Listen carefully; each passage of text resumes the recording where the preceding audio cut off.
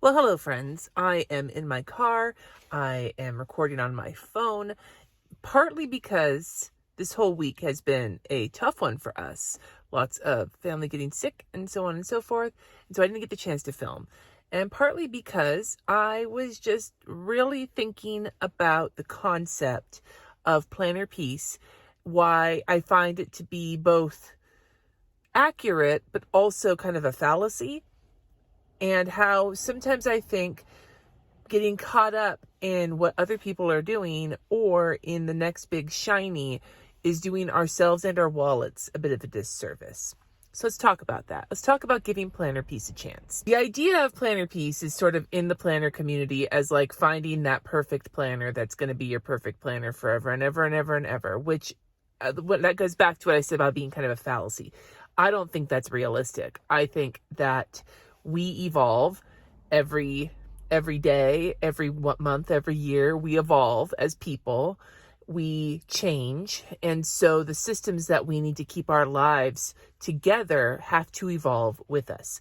So saying that you found the perfect planner for you forever is just, it's not realistic. It's never going to happen. So the first step towards finding peace with planner peace, giving planner peace a chance, is to throw that notion out the window. Like, just get rid of it. You're never going to find the perfect planner forever and ever and ever. And there may be a planner that you stick with for years and years. There was one for me for years and years.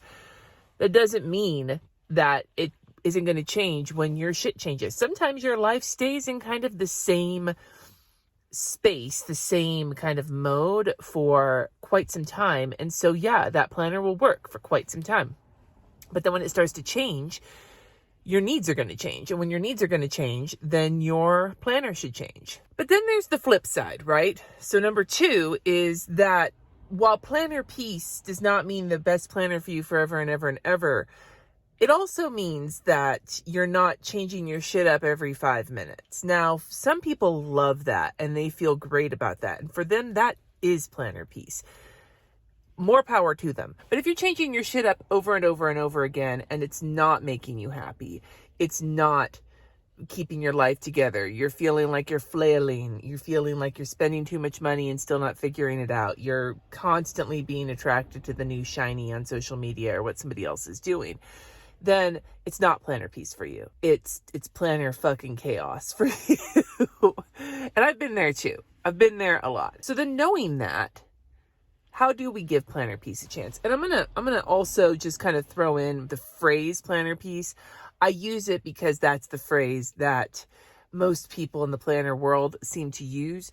I prefer planner contentment. I think that being contented with your current planner, that it's doing what you need it to do, that is a more accurate term than planner peace, although they could be interchangeable. But I'm going to keep saying planner peace because it's just the commonly used term. When I say give planner peace a chance, what I'm really saying is give your planner system a chance. One of my favorite movies is Wayne's World. One of my favorite quotes from Wayne's World is when Garth says that it's like, a new pair of underwear. At first, they're like stiff and restrictive, but then they become a part of you. That's kind of how I feel about a new planner, right? Like, generally speaking, when you first start using a new planner, there's the first phase of like, oh my God, I can't wait to use this, especially if you have a month or something before you start using it. So there's that phase, right? And then there's the phase of, okay, I'm using it, I'm overwhelmed, I don't want to write my name in it, I don't want to screw it up. There's that phase. Then there's the using it and being excited, but then it kind of wears off and suddenly you're like, oh man, maybe this isn't the right one for me. And then you start looking around, your eye starts wandering. You're like that one fucking meme with the dude and his girlfriend and then the other girl walking by, right? Every other planner to you just looks so much better than the one that you're currently using because it wasn't perfect for you the moment you used it. It took some time to live into it, some time for the underwear to become a part of you. And that's the kind of the spot that I'm hoping to kind of give you all right now. This is February. It's the second week of February that we're going into when I'm filming this. I think it's the second week. Yeah. I'm really settling into my new planners. It's a new system for me and it did take a little time and I'm still tweaking it and it's still a work in progress, but every week it's becoming a bit more of a part of me. And part of that is because I committed to really giving myself a good couple of months at least to really kind of hone in on how I was going to use these things. That's a big piece of it, a big piece of the piece, right? The commitment to giving it a try. But that won't actually work unless you spent some time thinking about it in the first place, thinking about what your actual needs are. I actually have a Skillshare class that's all about determining what your needs are to find planner peace. I'll link it down below. I've also got a video in terms of deciding what planner might work for you, and I'll leave that linked as well. Reader's Digest version is that when you buy a new planner, you shouldn't just buy it because it's pretty or because you think everybody else is using it or whatever. You need to think about what you're going to use it for.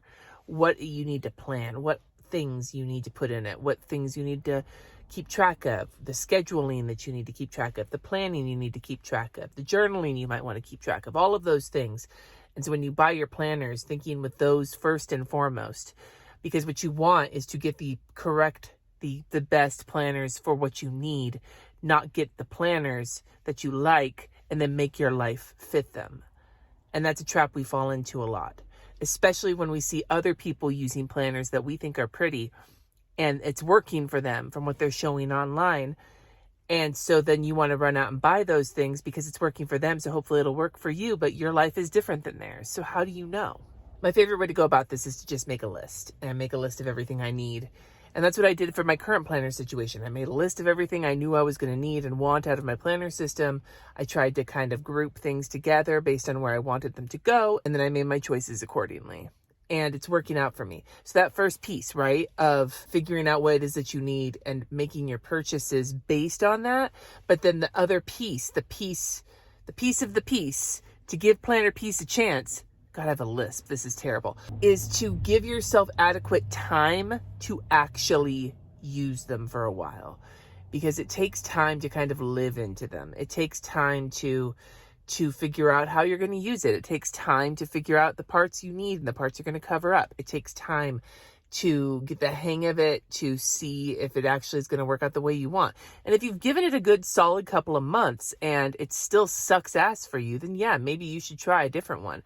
But if you try it for a week and it hasn't quite worked for you, so you buy something else, then you try it for a week, it hasn't quite worked for you, so you buy something else, that can get to a point where you're just spending, you're doing this to buy planners. You're not doing it to plan your life because you haven't given it the chance to actually work for you yet. So that's really my reminder for this video. When you decide on something, when you decide on a system, this could work for other things in your life too. This isn't just for planners, but if you find things in your life that are new, that you want to try using them, give them a reasonable amount of time before you give up. It's funny. I was remembering when I was thinking about this, I was remembering when RJ was a little guy. Every time he would try something, if he wasn't great at it, the moment he started doing it, he didn't want anything to do with it and he'd drop it. We went through many sports that way. So when he started playing an instrument, I was really worried that he was going to take some time and then he was going to get over it because he couldn't get good at it right away. Because learning an instrument, learning to read music, nobody's great at it the minute they start. It takes practice and time. And he picked it up fairly quickly, but it did take him time. But that was the time he finally gave it a good amount of a chance before giving up on it. And he wound up playing an instrument for 5-6 years before the pandemic basically squashed him. And I can't hate on him for that. Virtual school and marching band, not business. The point is, it is unreasonable to expect that a new system, a new tool, a new whatever is going to work for you immediately or even within the first couple of weeks. It is more reasonable to expect it's going to take some time and to give it that time before you go and try again with something new. Because every time you get something new, you get that dopamine rush.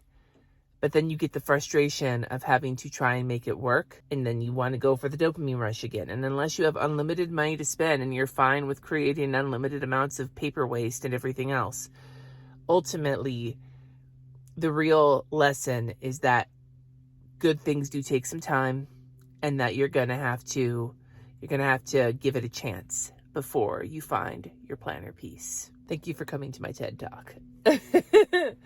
I am currently using my new system and I am adapting it. Like, there have been things that have not worked for me. There have been things that are working for me. I will be doing a vlog soon, not this week, but I will be doing a vlog soon where I show my new planner routine in its infancy, because I consider it to still be in its infancy. We're only a month and some change into the year, and I haven't been completely consistent with it on every single part because I haven't needed it, which is fine. I'm making note of the fact of the things I don't need and the things I do need. I'm adapting and I'm evolving, as I said. I am every week making adjustments and progress towards my planner contentment. I hope that you're able to do the same, because ultimately the planner is not the point. The planner is something to help us get to the point, which is our lives. And we all deserve a little peace when it comes to how we manage our lives. See how I brought that around? Aren't I fucking rad? I bet I am. Anyway, I would love to hear from you in the comments below your thoughts on planner piece, where you're at with it, what planners you're using right now. Let's talk about it, because I love talking. And until next time, my friends, stay safe. Thanks for watching. Subscribe, and peace out.